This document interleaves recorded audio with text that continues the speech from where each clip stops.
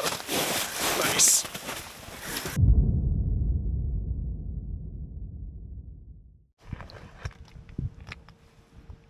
Here's one.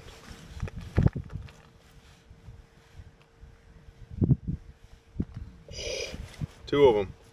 That one chased me up to 5 feet. Chasing it down. Got him on the fall. That was sweet.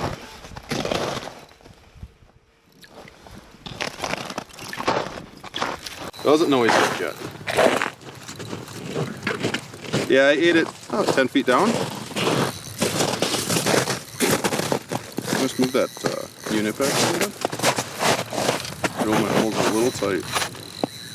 Alright, we have the troops rallied this morning. We are up northwestern Ontario fishing Lake Trout. We got Mr. Jake here, and we have special guest Thatcher from Drop Tine Tackle. He graced us with his presence today, and Thatcher is not only an incredible fisherman, but he makes super cool lake trout products and knows the area super well. That's a good one. Not a bad way to start the morning. We're on our third spot already. We've been bouncing around. You marked a couple right away here too, eh? Yes, sir. And that one's smoked. Jig and wrap mag.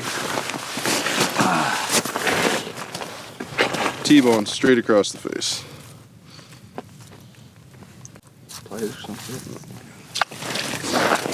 Sweet. First trout of the morning, and hopefully a lot more to come. These things are a riot to fish through the ice. In my opinion, there's nothing else worth ice fishing for. But lake trout are a blast. Jake, you like lake trout? I love lake trout. Cool.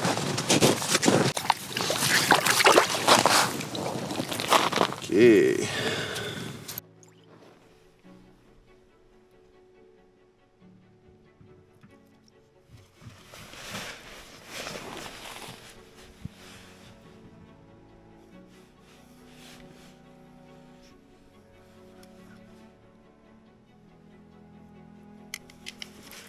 Got him.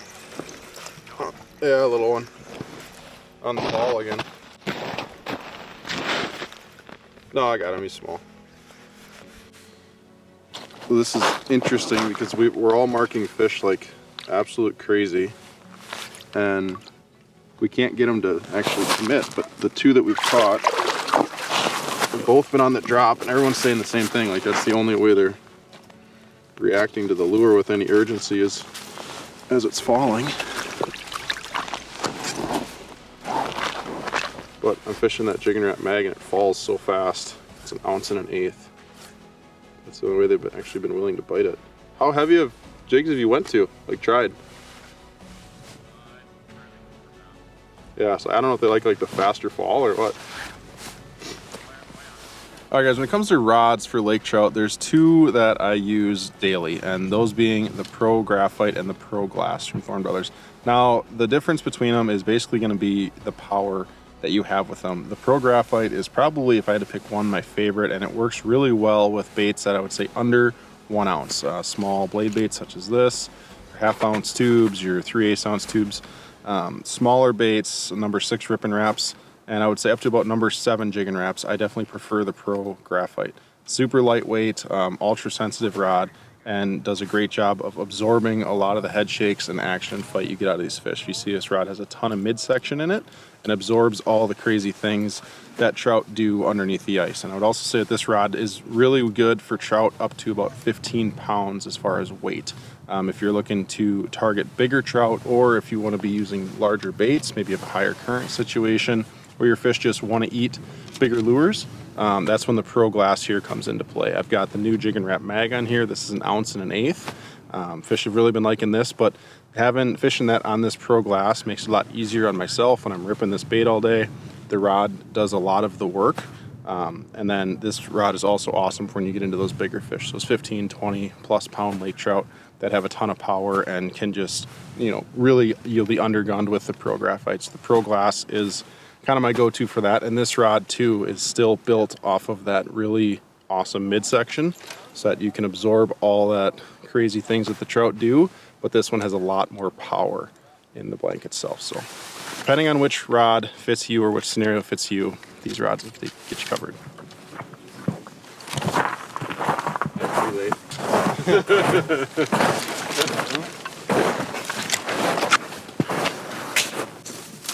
When the fish aren't biting, we get cooking with Doug. It's a rare occasion. Cooking with Doug is normally a granola bar. Ron Strand used to love when I would bring, before I was guiding, I'd bring a bag of celery and a bottle of ranch. That was my boat snack for the day. Otherwise, it's all just around the over.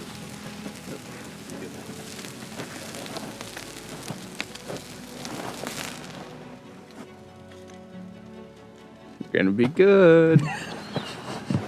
I burned my lip bad on some cheese.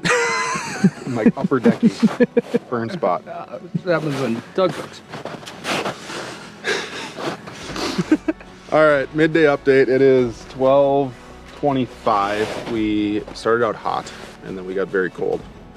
So we had some lunch, threw some brats and fire, and we're gonna kind of try to figure out what we're gonna do. Maybe we'll fish. We fished basically every kind of structure. We've just fished mud, we've fished structure, we've fished steep breaks, we've fished shallower breaks, but walls. We're just gonna keep looking and we're gonna catch one. It's just a matter of if Jake's gonna help us catch one or not. You're gonna try.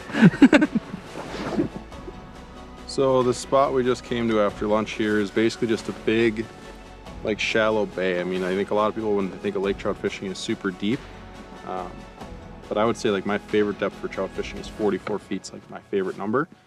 But you also don't need like the big steep breaks or the big rock walls that you hear people talk about. In this scenario, we're just in like a shallow kind of muddy bay. There's actually a sandbar here behind us, and a lot of bait fish will get pushed in here. And the same thing with, say, like crappies or whatnot. There's bugs that are in the mud here in this basin or in this shallower bay that were just adjacent to like 80 feet of water. There's 100 feet of water around the corner. But the bait fish come in here and then the trout will come in here and chase them, because trout in the winter, they can be in 3 feet of water, they can be in 300 feet of water. There's no set rule of where they have to be, but the more I fish for them and experience with them, like, the more I like this shallower kind of, more so mud versus a rock kind of bottom. Got him. Nice. Oh, frickin' came out of nowhere. I don't think he knows that he's hooked yet. That's how they're supposed to do it.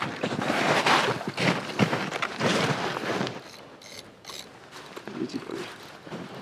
I wish he'd just take her running. Not do all this at the hole. But when he eats you 5 feet below the ice, you have no choice, I guess. Well, we just made a move. This is a spot I've kind of been looking at all day. I've never fished it, but it's a big neck down area. And again, one of those, oh, look how fat that was. Head first. Ooh. Head first. Thanks, boss man. Sure.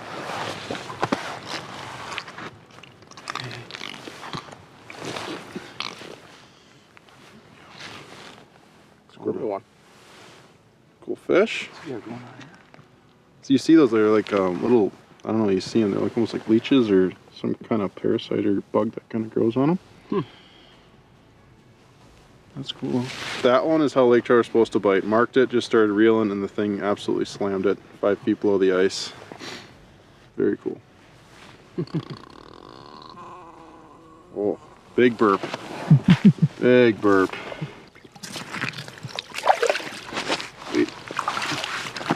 So, as I was saying before Jake grabbed my fish, as we're fishing another, there's just a big neck down area, but then this is another one that's kind of got a depression. There's like 42 feet of water out here.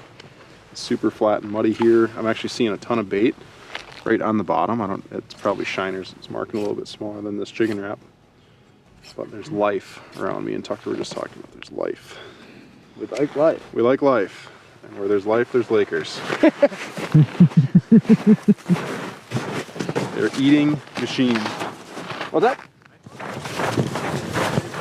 No? He missed it a couple times because his mouth is small? I think so. It's right there. You switched up the tube on him? Yep.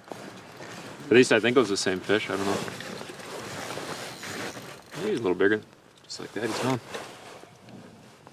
What did he end up eating? Oh, What did he end up eating? Cisco. Sexy little fella. Match the hatch. Bummer. I felt one bite. That one bit 3 times. It did. The second time, or the first time, I barely felt it, and I dropped to the bottom, and I went to lift up, and he was on it already. Oh yeah. And then that time he picked it right up off bottom again. Yeah, he was up and down and all over the place. Well, they're definitely like kind of more fired up this afternoon than they were Seemed to be that way. midday. But the one that came in a couple of minutes ago, Yeah. I wanted nothing to do with it.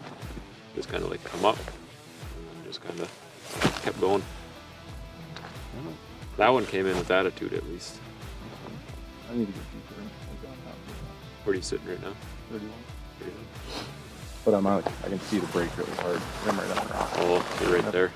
Mud. You got any mud, Jakers? You got any mud over there, Jakers? How deep are you? 35. Is it a flat bottom though? Yes, sir. Right off here, there's a little break that goes up to like 30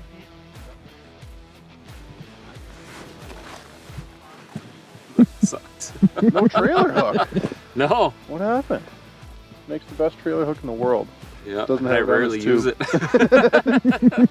He's so good he doesn't need a trailer hook. Oh shit.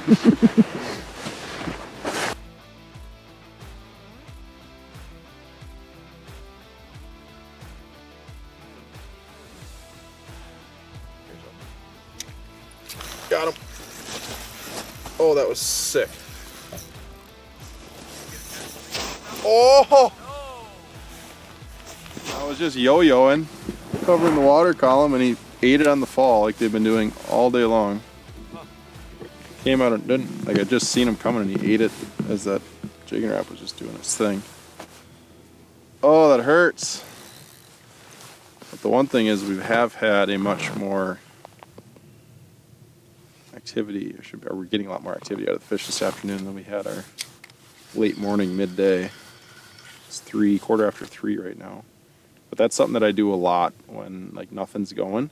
I just call it yo-yo, and I'll drop my bait basically right to the bottom, engage the reel, and then just reel it all the way up to your leader. And that way you're just covering the entire water column all the way up, all the way down. But then a big heavy bait like this big jig and wrap mag, or like a big tube is great for it too. Anything that has some kind of like dying circular motion on the fall is great, and those fish can see it from a long ways away and come in and chase it. And when nothing's going, like, I always just cover the entire water column. There's so many times where you're actually fishing below them. Like you'll start seeing them at like 10 feet, 5 feet below the ice, just because you're in 80 feet of water.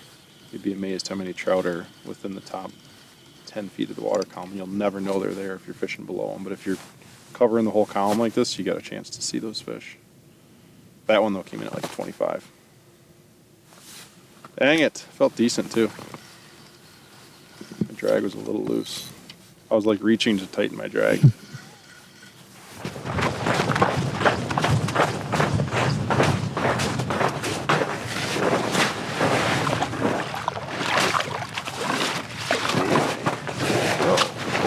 Slippery when wet. Woo. Screwy bugger.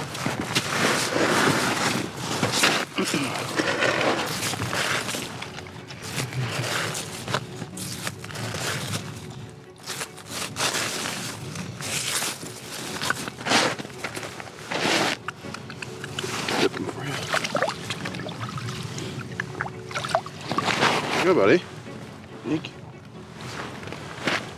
What happened? I heard you talking to yourself.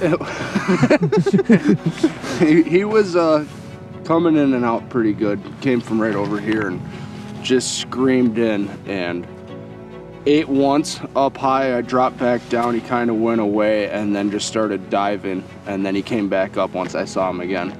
Sweet. And he crushed it. So, very cool. Does Jared need a fish? I think that one has some pretty good meat on it for Jared. Jared from Fish Electronics, who Jake works with, is in the process of rigging my boat, and I think if I don't bring him back a fish as he requested, I might not get my boat back in time. So we're gonna take that one home. Perfect. All right, guys, welcome back. Day 2 here with the boys. We're on our trout mission. We've already been after it for a while this morning, but we're kind of revisiting some of the spots we marked a bunch of fish on yesterday. We're basically just waiting for their mood to change. We found plenty of fish yesterday. We were happy with how many fish we marked. We just weren't exactly ecstatic on their attitude and their mood. So we're gonna check some stuff again today, expand on some areas, switch up some baits maybe a little bit, and see if we can convert some of those fish to go.